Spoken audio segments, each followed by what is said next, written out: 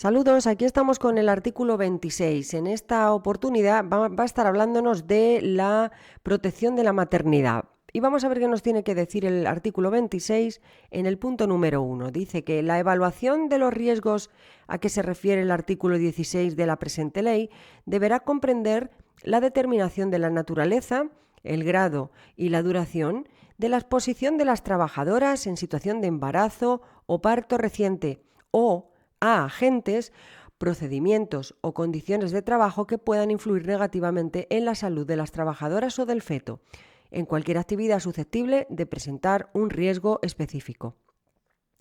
Si los resultados de la evaluación revelasen un riesgo para la seguridad y la salud o una posible repercusión sobre el embarazo o la lactancia de citadas trabajadoras, el empresario adoptará las medidas necesarias para evitar la exposición a dicho riesgo, a través de una adaptación de las condiciones o del tiempo de trabajo de la trabajadora afectada.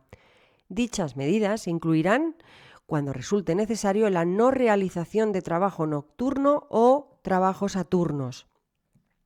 Punto 2.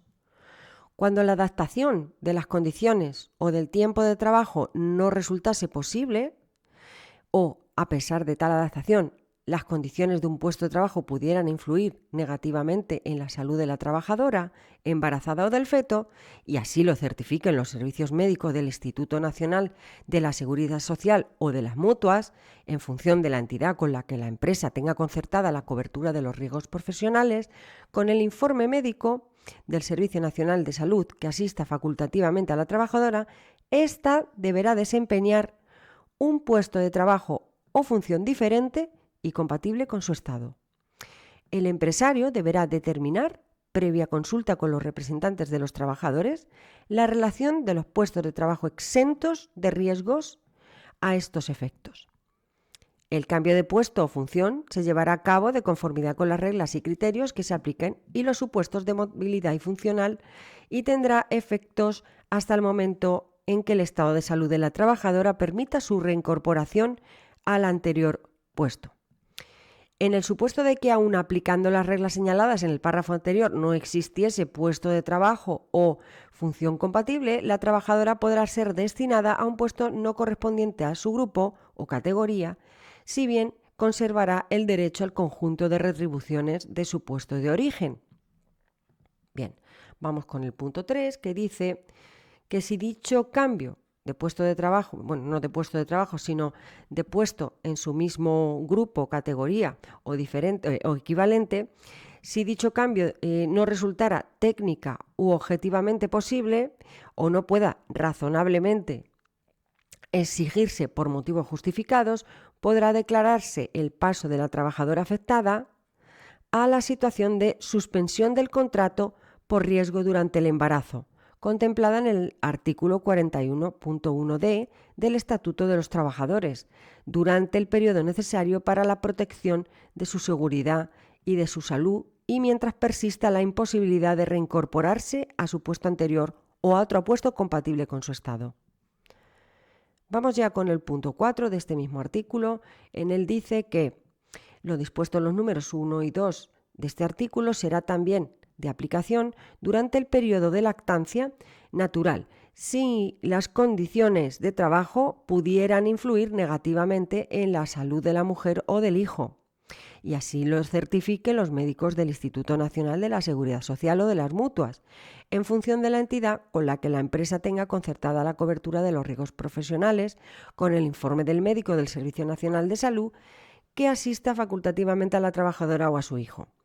Podrá asimismo declararse el pase de la trabajadora afectada a la situación de suspensión de contrato por riesgo durante la lactancia natural, de circunstancias previstas en el número 3 de este artículo.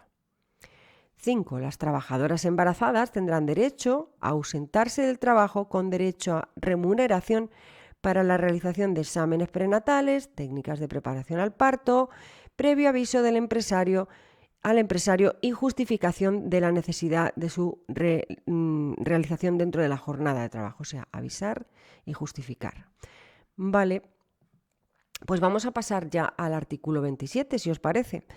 Venga, vamos a ver qué nos dice el artículo 27. Nos habla de la protección de los menores, Vamos a ver.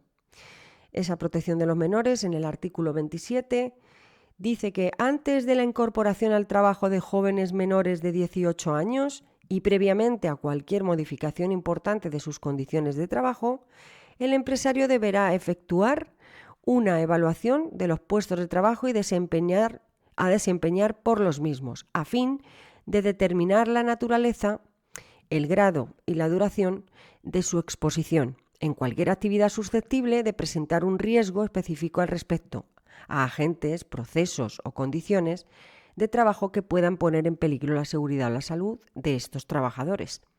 A tal fin, la evaluación tendrá especialmente en cuenta los riesgos específicos para la seguridad, la salud y el desarrollo de los jóvenes derivados de su falta de experiencia, de su inmadurez, y para evaluar los riesgos existentes o potenciales de su desarrollo todavía incompleto. En todo caso, el empresario informará a dichos jóvenes y a sus padres o tutores que hayan intervenido en la contratación conforme a lo dispuesto a la letra B del artículo 7 del texto refundido de la Ley del Estatuto de los Trabajadores aprobado por Real Decreto Legislativo 195 de los posibles riesgos y de todas las medidas adoptadas para la protección de su seguridad y salud. Punto 2. Teniendo en cuenta los factores anteriormente señalados, el Gobierno establecerá las limitaciones a la contratación de jóvenes menores de 18 años en trabajos que presenten riesgos específicos. Vale. Artículo 28. Vamos a ver de qué nos habla este. Nos habla de las relaciones de trabajo temporales de duración determinada y en empresas de trabajo temporal. Vamos a ver qué nos dice al respecto de todo esto. Artículo 28. Punto 1. Los trabajadores con relaciones de trabajo temporales o de duración determinada, así como los contratados por empresas de trabajo temporal, deberán disfrutar del mismo nivel de protección en materia de seguridad y salud que los restantes trabajadores de la empresa en la que prestan sus servicios. La existencia de una relación de trabajo de las señaladas en el párrafo anterior no justificará, en ningún caso, una diferencia de trato por lo que respecta a las condiciones de trabajo, en lo relativo a cualquiera de los aspectos de la protección de la seguridad y la salud de los trabajadores. La presente ley y sus disposiciones de desarrollo se aplicarán plenamente a las relaciones de trabajo señaladas en los párrafos anteriores. Punto 2.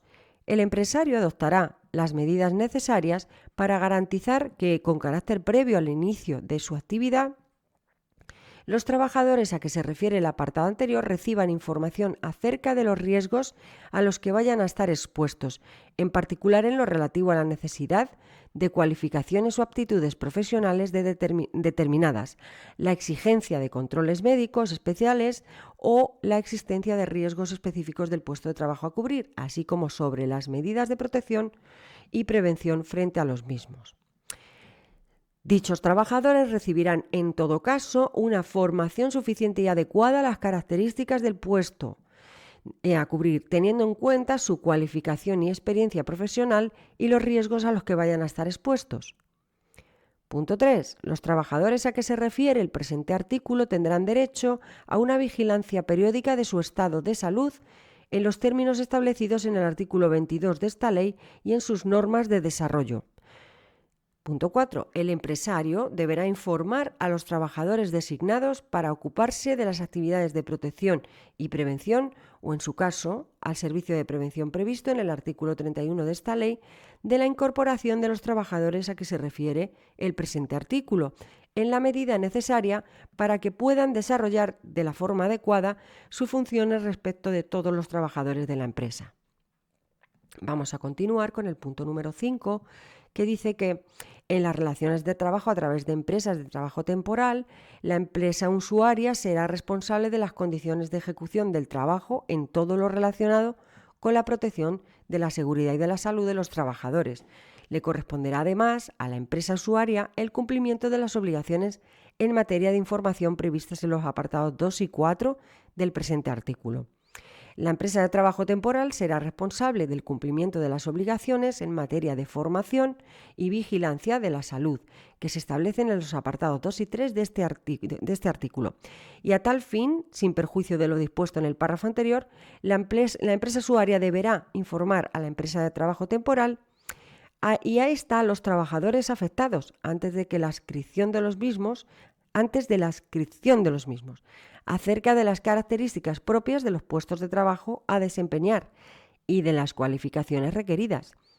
La empresa usuaria deberá informar a los representantes de los trabajadores en la misma de la inscripción de los trabajadores puestos a disposición por la empresa de trabajo temporal. Dichos trabajadores podrán dirigirse a estos representantes en el ejercicio de los derechos reconocidos en la presente ley. Bueno, vamos a ver cómo vamos de tiempo. Y si vamos bien de tiempo, bueno, podemos todavía incluir otro articulito. Vamos a ver que el 29 ya acaba con el capítulo 3, por lo cual vamos a leerlo. Vamos a ver que estamos hablando ahora de las obligaciones de los trabajadores en materia de prevención de riesgos y vamos a ver qué nos dice este artículo al respecto. Artículo 29. Corresponde a cada trabajador velar según sus posibilidades y mediante el cumplimiento de las medidas de prevención que en cada caso sean adoptadas por su propia seguridad y salud en el trabajo y por la de aquellas otras personas a las que pueda afectar su actividad profesional a causa de sus actos y omisiones en el trabajo, de conformidad con su formación y las instrucciones del empresario. Punto 2. Los trabajadores, con arreglo a su formación y siguiendo las instrucciones del empresario, deberán, en particular, número 1, usar adecuadamente, de acuerdo con su naturaleza y los riesgos previsibles, las máquinas, aparatos, herramientas, sustancias peligrosas, equipos de transporte y, en general, cualesquiera otros medios con los que desarrollen su actividad. Segundo, utilizar correctamente los medios y equipos de protección facilitados por el empresario, de acuerdo con las instrucciones recibidas de éste. Tercero, no poner fuera de funcionamiento y utilizar correctamente los dispositivos de seguridad existentes o que se instalen en los medios relacionados con su actividad o en los lugares de trabajo en los que ésta tenga lugar. Cuarto, informar de inmediato a su superior jerárquico directo y a los trabajadores designados para realizar actividades de protección y de prevención, o en su caso al servicio de prevención, acerca de cualquier situación que, a su juicio, entrañe, por motivos razonables, un riesgo para la seguridad y la salud de los trabajadores. Quinto, contribuir al cumplimiento de las obligaciones establecidas por la autoridad competente con el fin de proteger la seguridad y la salud de los trabajadores en el trabajo. Y sexto, cooperar con el empresario para que éste pueda garantizar unas condiciones de trabajo que sean seguras y no entrañen riesgos para la seguridad y la salud de los trabajadores. Vale, seguimos con el tercer punto de este artículo y ya terminamos.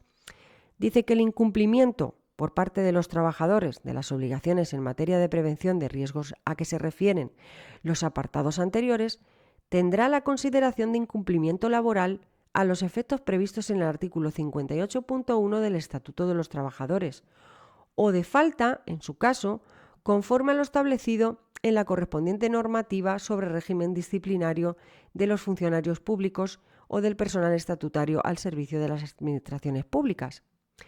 Lo dispuesto en este apartado será igualmente aplicable a los socios de las cooperativas cuya actividad consista en la prestación de su trabajo con las precisiones que se establezcan en sus reglamentos de régimen interno. Bien, pues esto ha sido todo por el vídeo de hoy. Lo hemos dejado en el artículo 29 porque con él se cierra el capítulo 3. En el siguiente vídeo vamos a empezar a ver ya el capítulo 4. Un saludo y hasta el próximo vídeo.